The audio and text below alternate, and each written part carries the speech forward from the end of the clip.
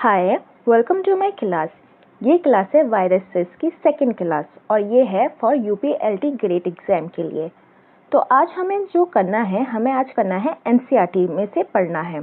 कल हमने समझ लिया था ये सब कुछ वायरसेस और ये जितने भी थे विरोइड्स और प्रायॉन्स, टीएमवी और बैक्टीरियोफेज, ये सब हम पढ़ चुके हैं। अब हम इसको देखेंगे एनसीईआरटी से। ये एनसीईआरटी का है, तो शुरू करते हैं, समझते हैं NCERT. In the five kingdom classification of Whittaker, there is no mention of lichens and some acellular organism like viruses, viroids and prions.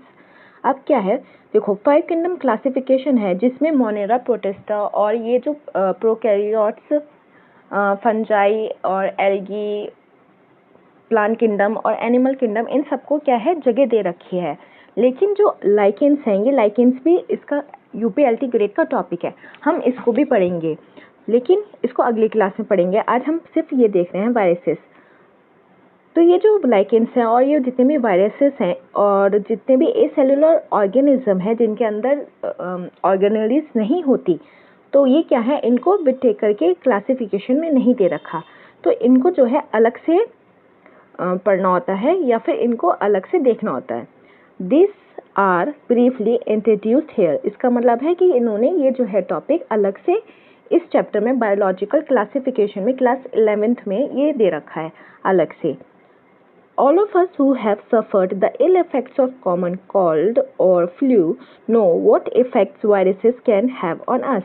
अब जिस लोगों को भी ill effects, यानी कि किसके ill effects की बात हो रही है, कॉमन कोल्ड, जो कोल्ड होता है या फिर फ्लू होता है, तो वो किसकी वजह से होता है, वो होता है वायरसेस की वजह से। तो ये बोल रहे हैं कि जिन लोगों को भी, सबको ही हुआ है फ्लू तो, और कॉमन कोल्ड सबको ही होता है ना। तो ये क्या होता है, ये सारे अफेक्ट होते हैं किसकी वजह से, वायरसेस की वजह से। Even if we do not associate it with our conditions. Viruses did not find a place in classification since they are not considered truly living. अब क्या है, क्लासिफिकेशन में वायरसेस को क्यों नहीं रखा है, क्योंकि ये क्या है, ये पूरी तरीके से लिविंग नहीं है, इस वजह से इनको क्लासिफिकेशन में नहीं रखा गया है। If we understand living as those organisms that have a cell structures, अब कैसे मान रहे हैं इनको लिविंग, जैसे कि दूसरे ऑर्गेनिज्म जो हैं जिनके पास पूरा सेल का स्ट्रक्चर है, और वायरसेस के पास तो कोई सेल का स्ट्रक्चर ही नहीं है, सिर्फ एक न्यूक्लिक एसिड और एक प्रोटीन कोड होता है। और कुछ वायरसेस के पास प्रोटीन कोड के साथ क्या होता है, एनवेलप भी होता है, तो जिनको क्या बोलते हैं, envelope viruses. The viruses are non cellular organism. Non cellular organism किसे बोलते हैं, वायरसेस को बोलते हैं। That are characterized by having an inert crystalline structure outside the living cell. Viruses क्या होते हैं, मैंने ये जो लाइन है ये मैंने पूरी एक्सप्लेन की थी कल की क्लास में, फिर से समझते हैं, कोई बात नहीं।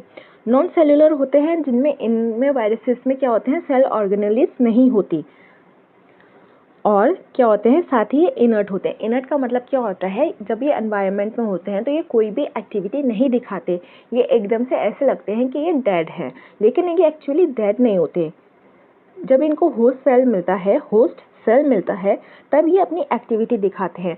उस जो होस्ट सेल का जो राइबोसोम होता है उसको यूज़ करते हैं और क्या करते हैं, अपना प्रोटीन का सिंथेसिस करते हैं।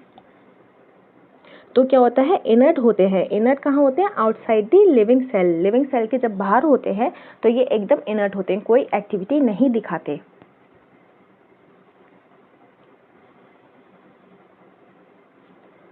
Once they infect a cell, they take over the machinery of the host cell to replicate themselves. अब क्या करते हैं, जैसे इन्होंने एक सेल को इन्फेक्ट कर दिया और उसकी क्या करते हैं, इन्फेक्टेड सेल, अब एक होस्ट के अंदर, सपोज ये एक बैक्टीरिया के अंदर घुस गए, तो क्या करते हैं, उसकी जो मशीनरी होती है उस पर ये कब्जा कर लेते हैं और फिर क्या करते हैं, अपने आप को रेप्लिकेट करते हैं उस होस्ट सेल में, और क्या करते हैं, किलिंग दी होस्ट, उस होस्ट को मार देते हैं। Would you call viruses living और नॉन लिविंग? तो आप वायरसेस को क्या बोलोगे, लिविंग बोलोगे या नॉन लिविंग बोलोगे? वायरसेस मीन्स क्या होता है, वायरस का मतलब क्या होता है, वेनम। जहर, वेनम किसे बोलते हैं, जहर को जो बोलते हैं, या फिर पॉइजनस फ्लूइड। ये सबसे पहले किसने फाइंड किया था, ये करा था डिमित्री इवानोव्स्की ने 1892 में किया था।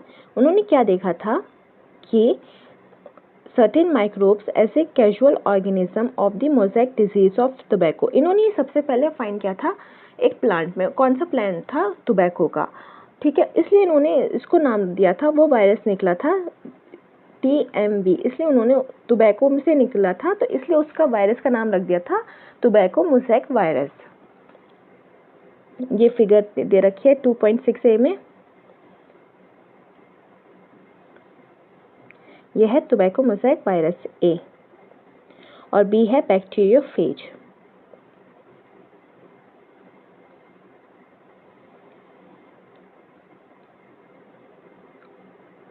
These were found to be smaller than bacteria। इन्होंने क्या देखा इवानोव्स्की ने कि ये जो बैक्टीरिया थे, जो माइक्रो ऑर्गेनिज्म थे, इन्होंने जो फाइंड किया था अपनी रिसर्च में, ये बैक्टीरिया से छोटे थे क्योंकि वो बैक्टीरिया फिल्टर जो होता है, बैक्टीरिया प्रो फिल्टर, उससे ये पास हो गए थे। अब MW बेयरिंग ने क्या देखा, इन्होंने इसके बाद आए थे, कौन आए थे, इवानोव्स्की के बाद आए थे बेयरिंग। इन्होंने देखा था 1898 में। इन्होंने डेमोन्स्ट्रेट करा कि जो एक्सट्रैक्ट था of the infected plants of tobacco could cause infection in healthy plants and name the new pathogen virus and call the fluid as कॉन्टेजियम विवियम फ्लूइडम। इसको मतलब होता है इन्फेक्टियस लिविंग फ्लूइड। देखो, इवानोव्स्की ने प्लांट में से जो माइक्रो ऑर्गेनिज्म निकाला था उसका नाम क्या दिया था, TMB। कौन सा प्लांट था, टोबैको का प्लांट था। फिर उन्होंने बेरिंग ने इस पे और रिसर्च करी। उन्होंने देखा कि जो ये वायरस जो था, ये क्या कर रहा था, दूसरे जो हेल्दी प्लांट्स थे, हेल्दी प्लांट्स को इन्फेक्ट कर रहा था ये वायरस। तो इसलिए इन्होंने इस न्यू पैथोजन को नाम दिया वायरस। वायरस किसने नाम दिया, बेरिंग ने दिया। TMB के टोबैको मोज़ेक वायरस का नाम किसने दिया, इवानोव्स्की ने दिया। अब तो इन्होंने जो ये फ्लूइड था उसको नाम दिया कंटेजियम विवियम फ्लूइडियम, क्योंकि ये एक क्या था, हेल्दी प्लांट को अफेक्ट कर रहा था, हेल्दी प्लांट को डिजीज दे रहा था, इसलिए नाम दिया इन्होंने कंटेजियम विवियम फ्लूइडियम, जिसका मतलब था इन्फेक्टियस लिविंग फ्लूइड। अब इसके बाद कौन आए, इसके बाद आए WM स्टैनली 1935 में। इन्होंने क्या करा, वायरस को क्या करा, सबसे पहले इन्होंने इसको क्रिस्टलाइज किया था और जो उसके क्रिस्टल्स थे, crystal contains largely of protein. इन्होंने अपनी रिसर्च में देखा क्रिस्टलाइज करने पे जो इसके वायरस किससे बना होता है, प्रोटीन से। तो इन्होंने देखा कि क्रिस्टल किससे बने हुए थे, प्रोटीन से बने हुए थे। They are inert outside their specific host cell. और इन्होंने फाइंड किया था सबसे पहले कि क्या होते हैं, ये वायरस जो होते हैं इनर्ट होते हैं, एक्टिविटी नहीं दिखाते जब तक ये होस्ट सेल से बाहर होते हैं वायरसेस। और इस चीज़ के लिए स्टैनली को क्या मिला था, नोबेल प्राइज मिला था। अब क्या होते हैं, viruses are obligate parasites. ऑप्लिकेट parasites का मतलब क्या होता है, जब ये पैरासाइट्स के अंदर जाते हैं तो तब अपनी ये एक्टिविटी दिखाते हैं, उससे पहले ये कुछ नहीं, एक्टिविटी कुछ नहीं दिखाते। In addition to proteins, viruses also contain genetic material। अब क्या होता है, प्रोटीन्स तो होते ही है और क्या होता है, जेनेटिक मटेरियल होता है। That could be either RNA और DNA। यही हम सब पढ़ रहा था हमने कल। अब क्या होता है, वायरसेस में क्या होता है, या तो RNA होगा या तो DNA होगा। No viruses contain both RNA and DNA। कोई भी वायरस में दोनों RNA और DNA एक साथ नहीं होंगे, या तो RNA होगा या तो DNA होगा। A viruses is a nucleoprotein and the genetic material is infectious. अब क्या है, वायरस क्या है, न्यूक्लियो प्रोटीन है। न्यूक्लियो प्रोटीन क्यों बोल रहे हैं, क्योंकि न्यूक्लियो क्या हो जाता है, न्यूक्लिक एसिड हो जाता है और उसमें क्या होता है, प्रोटीन होता है। तो जब हम दोनों को मिला देंगे तो क्या बोलेंगे, न्यूक्लियो प्रोटीन, सिंपल। और उसका जो जेनेटिक मटेरियल होता है वो कैसा होता है, इन्फेक्टियस होता है। इन्फेक्टियस का मतलब क्या होता है, अगर ये किसी क्योंकि होस्ट सेल में घुस गए तो ये उसको, होस्ट सेल को क्या कर देता है, इन्फेक्ट कर देता है, इसलिए इसका जेनेटिक मटेरियल इन्फेक्टियस होता है, डेंजरस होता है। In general viruses that infect plants have single stranded RNA। कल पढ़ा था, समझाया था मैंने ये चीज़ कि जो वायरसेस जो होते हैं प्लांट सेल्स में वायरसेस यूजुअली कैसे होते हैं, इनके जो न्यूक्लिक एसिड होता है कैसे होता है, सिंगल स्ट्रैंडेड RNA होता है प्लांट सेल में। And viruses that in fact animals have either single या डबल स्ट्रैंडेड RNA होगा, या फिर डबल स्ट्रैंडेड RNA हो सकता है। और एनिमल सेल्स में कैसे हो सकता है, आरएनए में भी हो सकता है, डीएनए भी हो सकता है, सिंगल भी हो सकता है, डबल भी हो सकता है, क्योंकि इसके बहुत सारे ऐसे एक्सेप्शंस हैं। और प्लांट वायरसेस में हमने एक्सेप्शन में क्या पढ़ा था, कॉलीफ्लावर मोज़ेक वायरस पढ़ा था, उसमें क्या था, डबल स्ट्रैंडेड डीएनए था। बैक्टीरियल वायरसेस और बैक्टीरियोफेज, बैक्टीरियल वायरसेस या बैक्टीरियोफेज जो कि वो बैक्टीरिया जिसमें वायरस ने इन्फेक्ट कर दिया है, उसकी जो अंदर उसको अपना होस्ट बना लिया है। Viruses that infect the bacteria are usually कैसे होते हैं, डबल स्ट्रैंडेड डीएनए वायरसेस होते हैं। जो वायरसेस बैक्टीरिया को इन्फेक्ट करते हैं वो कैसे वायरस होते हैं, उनके अंदर कौन से उनका न्यूक्लियोप्रोटीन होता है, वो होता है double stranded DNA viruses. Figure 2.6b देखते हैं, ये है बैक्टीरियोफेज। अब इसका ये है हेड, कॉलर दे रखा है, शीथ, तो ये बैक्टीरियोफेज। ओके,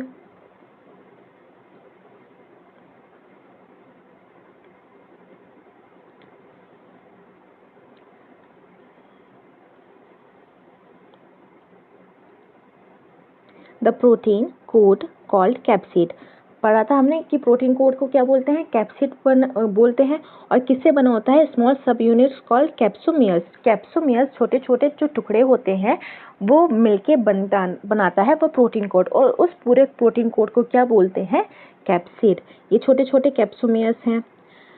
अब इन कैप्सोमियर्स को टोटल हम जब बहुत सारे हो जाएंगे तो एक को बोलेंगे कैप्सोमियर, अब पूरे को, बहुत सारे कैप्सोमियर को क्या बोलेंगे, capsid.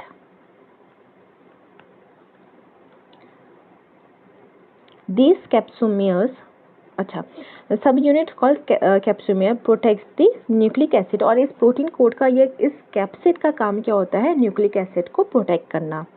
These capsomeres are arranged in helical और polyhedral geometric forms। अब ये कौन से फॉर्म में रहते हैं, या तो हेलिकल में रहेंगे, गोल गोल इसको बोलते हैं, या फिर पॉलीहेड्रल ज्योमेट्रिक फॉर्म्स में रहते हैं।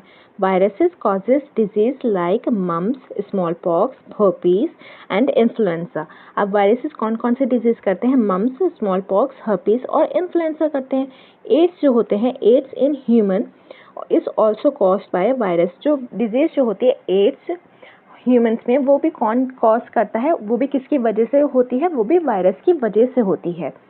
अब हम ये पढ़ रहे हैं एनिमल सेल्स की डिजीज पढ़ रहे थे।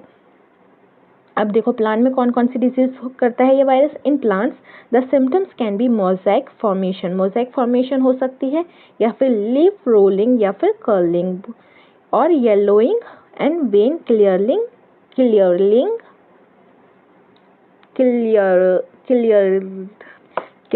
Dwarfing and stunted growth. ठीक, तो ये डिजीज होती हैं प्लांट्स में, क्या क्या होती है, मोज़ेक फॉर्मेशन होती है, लीफ कर्लिंग होती है, leaf rolling and curling, yellowing and vein clearing, और साथ ही dwarfing and stunted growth. Dwarfing and stunted growth क्या होती है, प्लांट्स की जो ग्रोथ होती है जब वो छोटे रह जाते हैं तब उनको क्या बोलते हैं, ड्वार्फ बोलते हैं, और स्टंटेड ग्रोथ बोलते हैं, जो अपनी नॉर्मल साइज से छोटे रह जाते हैं। ठीक है, अब आ गए viroids.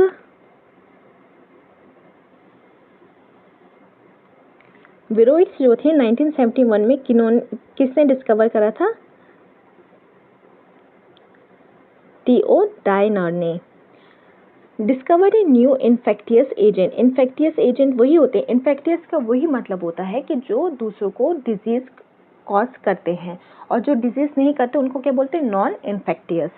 Okay, that was smaller than viruses. अब ये क्या थे, विरोइड्स क्या होते हैं, ये छोटे होते हैं वायरसेस से। क्यों होते हैं, क्योंकि इनमें सिर्फ न्यूक्लिक एसिड ही प्रेजेंट होता है, इसमें प्रोटीन कोड नहीं होता, इसलिए क्या होंगे, ये छोटे होते हैं वायरसेस से। और क्या करते हैं, ये कौन सी डिजीज करते हैं, पोटैटो स्पिंडल ट्यूबर डिजीज। ये मैंने बताई थी ये वाली भी। It was found to be a free RNA. इसमें क्या होता है, विरोइड्स में सिर्फ आरएनए ही होता है। क्या होता है, फ्री आरएनए, सिर्फ आरएनए ही होता है। It lack the protein code, इसमें प्रोटीन कोड नहीं होता है, और न्यूक्लिक एसिड सिर्फ एक आरएनए होता है। that is found in viruses, hence the name viroid.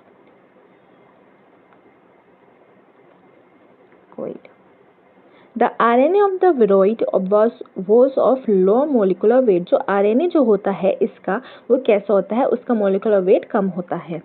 अब आ जाते हैं प्रायन्स। प्रायन्स क्या होते हैं, सिर्फ प्रोटीन जो कोड जो होता है वो होता है, उसको क्या बोलते हैं, प्रायन्स बोलते हैं। अब देख रहे हो वायरस के दोनों ही न्यूक्लिक एसिड भी और प्रोटीन कोड भी दोनों ही इन्फेक्टियस होते हैं। दोनों मिलके भी उसको क्या बोलेंगे, जब दोनों होंगे तो उसको वायरस बोलते हैं, लेकिन उसको अलग कर देंगे प्रोटीन कोड को तो उसे क्या बोलेंगे, प्रायन्स बोलेंगे, जो कि इन्फेक्टियस होता है। और उसका न्यूक्लिक एसिड भी इन्फेक्टियस होता है, वो भी डिजीज कॉज करता है। और सिर्फ खाली न्यूक्लिक एसिड को क्या बोलेंगे हम, विरोइड्स बोलेंगे। इतनी चीज क्लियर हुई, आगे बढ़ते हैं। अब समझते हैं prions. In modern medicine certain infectious neurological disease were found to be transmitted by an agent consisted of abnormally folded protein. अब ये क्या करता है, ये करता है न्यूरोलॉजिकल डिजीज करता है प्रायन्स, ठीक है, ये मैंने बताई थी कल। और क्या करता है, और इसके जो प्रोटीन्स होते हैं ना, तो ये प्रोटीन कैसे होते हैं, ये होते हैं एबनॉर्मली फोल्डेड प्रोटीन्स। एक बहुत मतलब नॉर्मल, एक तो फोल्डेड प्रोटीन्स होते हैं, एक बहुत बुरी तरीके से एबनॉर्मली तरीके से फोल्ड प्रोटीन्स होते हैं। The agent was similar in size to virus, और इनका क्या था, वायरस का साइज इनका सेम था एज कम्पेयर टू वायरसेस, क्योंकि ऑब्वियसली ये प्रोटीन कोड है ना, तो प्रोटीन कोड वायरस, ये है वायरस, तो सेम ही होगा, इसलिए these agents are called, इसको क्या बोला, prions बोला। The most notable disease caused by prions were bovine spongiform encephalopathy BSE, ठीक है, मैंने कल बताया था इसका ये साइंटिफिक नेम जो है ये भी बहुत इंपॉर्टेंट है। Commonly called mad cow disease in cattle and its analogous variant इसका है CR Jacob disease, CJD in humans में कौन सी करती है, जेकब डिजीज करती है। और मैड काउ डिजीज जो होती है वो किस में होगी, काउ से पता चल रहा है काउ में है, तो ये क्या होगी, कैटल में होगी। ओके, अब ये है, इसके बाद है लाइकेंस। ये लाइकेंस का हम टॉपिक पढ़ेंगे जब हम इसके बाद हम लाइकेंस का चैप्टर पढ़ेंगे, तो उसमें हम इसको पढ़ेंगे लाइकेंस को। अभी हम सिर्फ वायरसेस के बारे में पढ़ रहे हैं तो इसको इतना ही रखेंगे, टेंशन मत लेना, लाइकेंस में पढ़ाऊंगी, लेकिन लाइकेंस वाले के चैप्टर के साथ में पढ़ाऊंगी इसे। अब है क्वेश्चन आंसर्स करते हैं। जितना हमने पढ़ लिया है, हमने पूरा वायरसेस जो सिलेबस का पार्ट था हमने पूरा कंप्लीट कर लिया। अब हम करेंगे इसके क्वेश्चन आंसर्स। शुरू करें क्वेश्चन आंसर। देखो ये है 2018 के यूपीएलटी ग्रेड का जब पेपर हुआ था तो उसके ये वाला क्वेश्चन है। एक मिनट इसको जूम करने दो मुझे। देखो इसमें पूछ रहे हैं double stranded RNA is found in. अब डबल स्ट्रैंडेड आरएनए किस में मिलता है बताओ। स्मॉल पॉक्स वायरस में क्या होता है, ये होता है आपका डबल स्ट्रैंडेड डीएनए होता है, इसमें होता है डबल स्ट्रैंडेड डीएनए। क्योंकि क्या है ये स्मॉल पॉक्स वायरस किस में होता है, ये होता है ह्यूमन में, तो ह्यूमन में है तो क्या हो जाएगा, डीएनए हो जाएगा डबल स्ट्रैंडेड डीएनए। और टोबैको मोज़ेक वायरस में हमने पढ़ा था, क्या पढ़ा था हमने, इसमें क्या होता है सिंगल स्ट्रैंडेड आरएनए होता है। इन्फ्लुएंजा वायरस में भी क्या होता है आरएनए होता है, लेकिन कौन सा वाला आरएनए होता है, डबल स्ट्रैंडेड आरएनए होता है। यही क्वेश्चंस बनते हैं, तो आंसर हो जाता है double stranded RNA. Wound tumour virus में क्या होता है डबल स्ट्रैंडेड आरएनए। तो यही याद रखना होगा कि किसमें कौन सा आरएनए होता है, किसमें कौन सा डीएनए होता है। अगर डीएनए तो कौन सा वाला है, सिंगल है कि डबल स्ट्रैंडेड है, आरएनए है तो कौन सा है, सिंगल है कि डबल है। तो ये जो जब याद करने में किस में कन्फ्यूजन होगी, इसी चीज़ में कन्फ्यूजन हो जाएगी कि फिर ये याद नहीं रहेगा कि किस में कौन सा था, सिंगल था कि डबल था।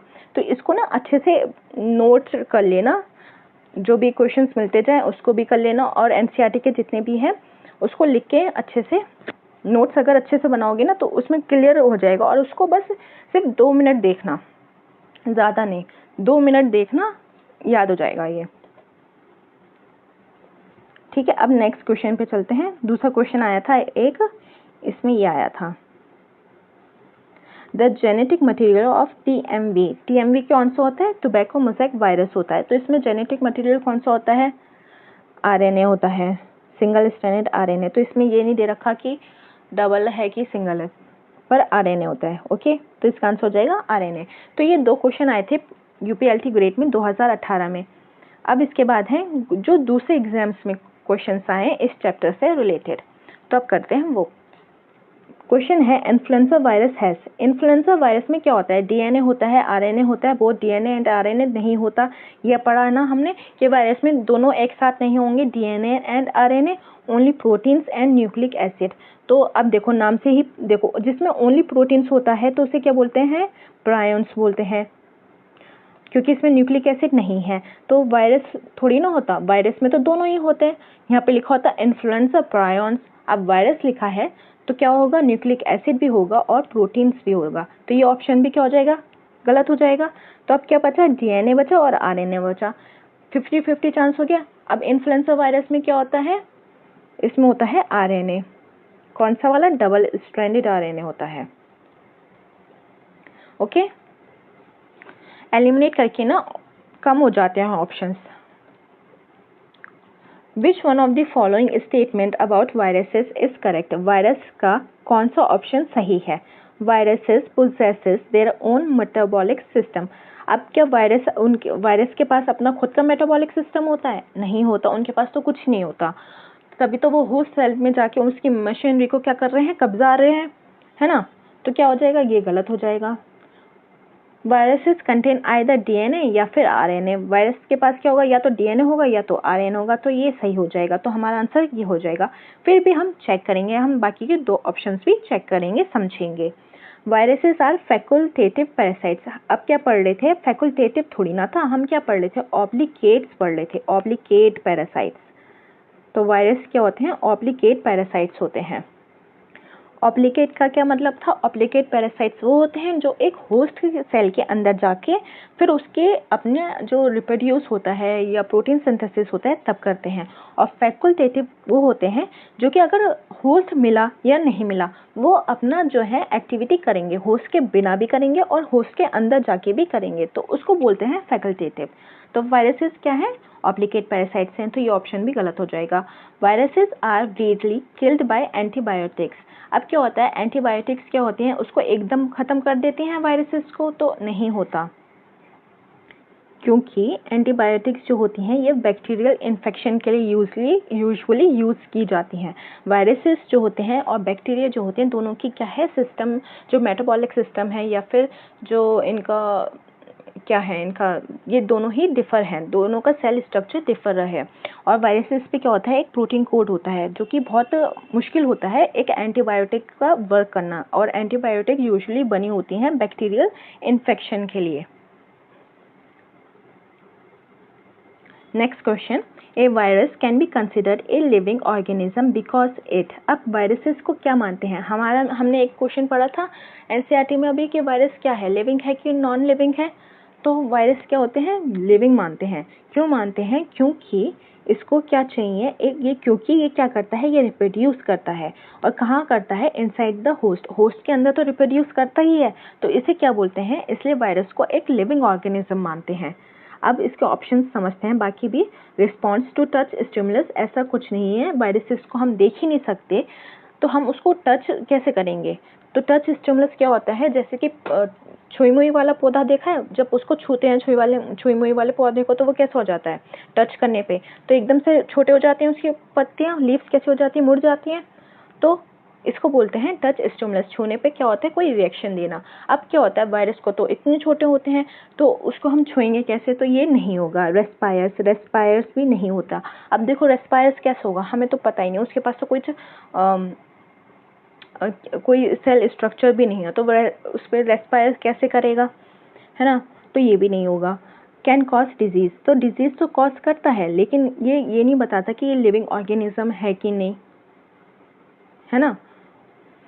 तो क्या बताता है, लिविंग ऑर्गेनिज्म की कंडीशंस क्या होती हैं कि पहले एक ये होती है कि वो रिप्रोड्यूस करना आता हो उसे, तो रिप्रोड्यूस जो हो जाता है ये कंडीशन होती है लिविंग ऑर्गेनिज्म की, क्योंकि लिविंग ऑर्गेनिज्म क्या करते हैं, लिविंग ऑर्गेनिज्म ही तो रिप्रोड्यूस करते हैं, इनसाइड दी होस्ट करते हैं, ठीक है। तो इसलिए आंसर हो जाएगा ये।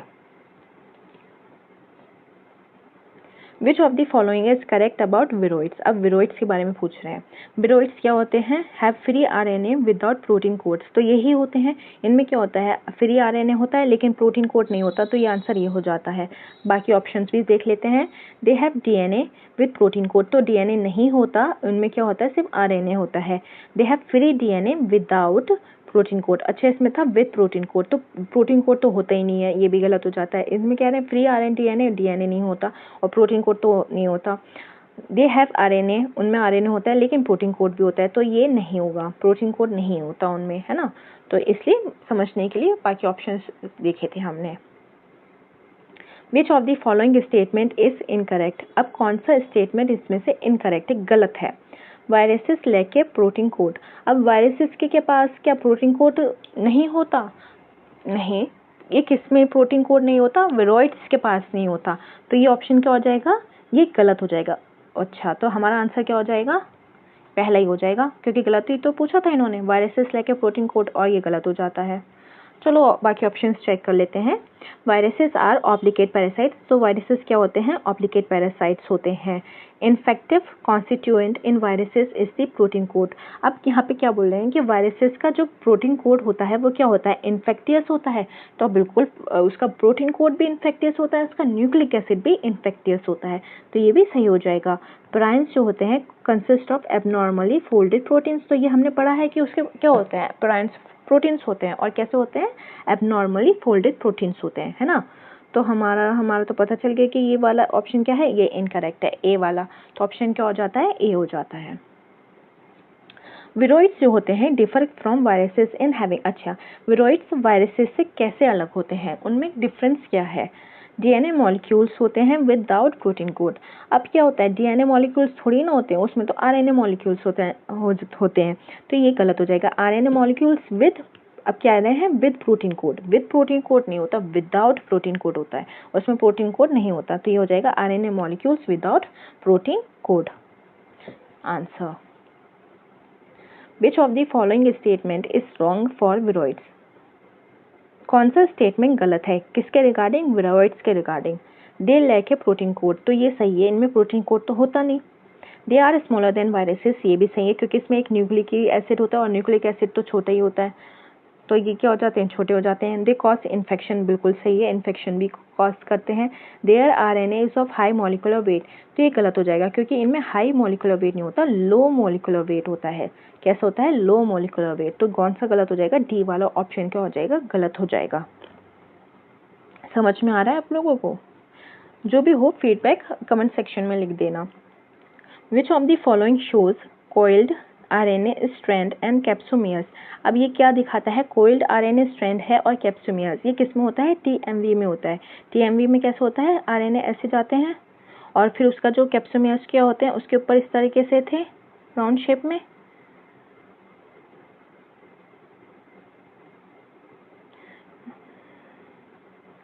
एक मिनट, मैं अलग कलर ले रही हूँ।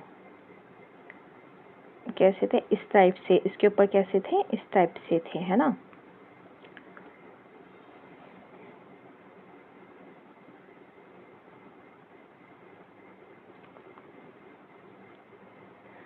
तो इसका क्या हो जाता है answer? Tobacco mosaic virus, virus में ही तो पढ़ा है हमने। Coiled RNA strand and capsomeres किस में है? टोबैको मोज़ेक वायरस में है। Mad cow disease in cattle is caused by an organism which has. अब ये मैड काउ डिजीज किसकी वजह से होती है? प्रायॉन्स की वजह से होती है ना। अब क्या कह रहे हैं? Caused by an organism which has, देखते हैं प्रायॉन्स किस में दे रखे हैं? Free DNA without protein code.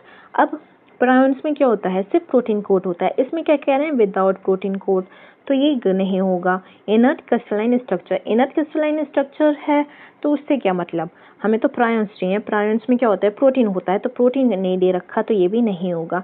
Abnormally folded protein, तो ये हो जाता है हमारा प्रायॉन्स, ठीक है। C is the answer. Free RNA without protein code, without protein code, तो ये भी गलत हो जाता है। समझ में आया? अब क्या कह रहे हैं नेक्स्ट क्वेश्चन में? वायरसेस हैव, वायरसेस के पास क्या है? डीएनए है एनक्लोज्ड इन ए प्रोटीन कोड, तो ये होता है DNA होता है, और किस में होता है? प्रोटीन कोट में होता है। ये क्या हो गया? ठीक है, DNA जो होता है किस में होता है? प्रोटीन कोट में होता है, प्रोटीन कोट में। ठीक है, प्रोकैरियोटिक न्यूक्लियस तो होता ही नहीं इसमें, सिंगल क्रोमोसोम भी नहीं होता, और DNA और RNA तो एक में होते नहीं, अलग अलग हो सकते हैं पर एक में नहीं होंगे। तो क्या हो जाएगा हमारा? ऑप्शन 1 जो है ठीक हो जाएगा। The causative agent of mad cow disease. ठीक है, मैड काउ डिजीज ये फिर से आया क्योंकि इम्पॉर्टेंट है, मैड काउ डिजीज जो है इम्पॉर्टेंट है। द कॉजेटिव एजेंट कौन से होते हैं? प्रायन जो होता है इसका कॉजेटिव एजेंट होता है। Viruses are no more alive than isolated chromosome because. अब यहाँ पे क्या कह रहे हैं? वायरसेस जो है अलाइव नहीं है, किससे? एज कम्पेयर टू जो क्रोमोसोम, एक क्रोमोसोम निकाला हमने सेल में से और हमने एक वायरसेस रखा, दोनों को जब हम कंपेयर कर रहे हैं तो दोनों ही क्या है? अलाइव नहीं है। तो कैसे? दोनों में क्या आ जाता है कॉमन? ये पूछ रहे हैं। Both require the environment of a cell to replicate. ठीक है, तो ये जो हो जाएगा, क्या बोल रहे हैं? इसका आंसर हो जाएगा, क्यों होगा? क्योंकि दोनों को क्या चाहिए? एक होस्ट सेल चाहिए। अगर हम एक क्रोमोसोम को एक सेल के अंदर डाल देंगे, बैक्टीरिया के अंदर डाल देंगे, बैक्टीरिया में क्या होता है? न्यूक्लियस तो होता नहीं है, उसमें कैसे पड़े रहते हैं ये क्रोमोसोम्स, DNA ऐसे पड़े रहते हैं सेल के अंदर। अगर हम उसमें ये डाल देंगे तो ये क्या होगा? ये डिवाइड हो जाएंगे। सेम एक वायरस भी क्या है? उसको भी क्या चाहिए? एक होस्ट सेल चाहिए। जैसे वो होस्ट सेल के गया, सपोज बैक्टीरिया ही उसके गया, वो भी क्या होने लग जाएंगे? वायरस डिवाइड होने लग जाएंगे। तो दोनों में ये क्या हुआ? एक कॉमन चीज हुई। तो क्या हो जाता है? हमारा ऑप्शन ए हो जाता है। बाकी ऑप्शंस भी देख लेते हैं। They require both RNA and DNA। देखो ये तो कॉमन बनता नहीं, दोनों को क्या चाहिए? RNA और DNA। ऐसे तो क्रोमोसोम को थोड़ी ना चाहिए RNA और DNA, क्रोमोसोम के ऊपर तो DNA होता है या फिर RNA होगा। तो यूजुअली क्या होता है? DNA होता है। ठीक है, तो उसको क्रोमोसोम को ज़रूरत नहीं है RNA और DNA की। They both need food molecules, तो फूड मॉलिक्यूल्स नहीं चाहिए होते हैं इनको। They both require oxygen for respiration, oxygen भी नहीं चाहिए। हमने पढ़ा अभी तक रेस्पिरेशन या ऑक्सीजन ऐसा कुछ नहीं, ये इनको क्या चाहिए होता है? एक होस्ट सेल चाहिए होता है बस। विच of the following statements about viruses is correct. अब क्या बोल रहे हैं? कौन सा स्टेटमेंट वायरसेस के लिए सही है? न्यूक्लिक जो एसिड होता है वायरसेस का, उसको क्या बोलते हैं? कैप्सिड। कैप्सिड किससे बोलते हैं? जो बाहर जो प्रोटीन होता है, प्रोटीन की लेयर जो होती है उसको बोलते हैं कैप्सिड। तो ये क्या हो जाएगा? गलत हो जाएगा। Viruses possess their own metabolic system. अब वायरसेस में क्या होता है? उनका खुद का मेटाबॉलिक सिस्टम होता है, तो कुछ भी नहीं होता वायरस के पास, सब तो उसको उधार का चाहिए होता है ना।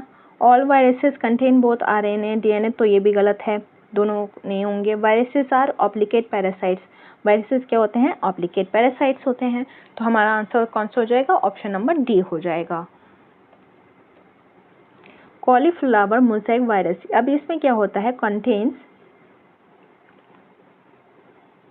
इसमें कौन सा होता है?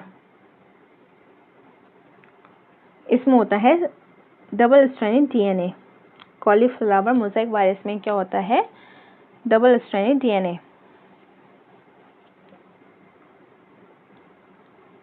ओके, तो ये अच्छी लास्ट क्वेश्चन था। ठीक है, तो ये हो गया हमारा, आज हमने कंप्लीट कर लिया वायरस, पूरा कंप्लीट हो गया वायरस हमारा।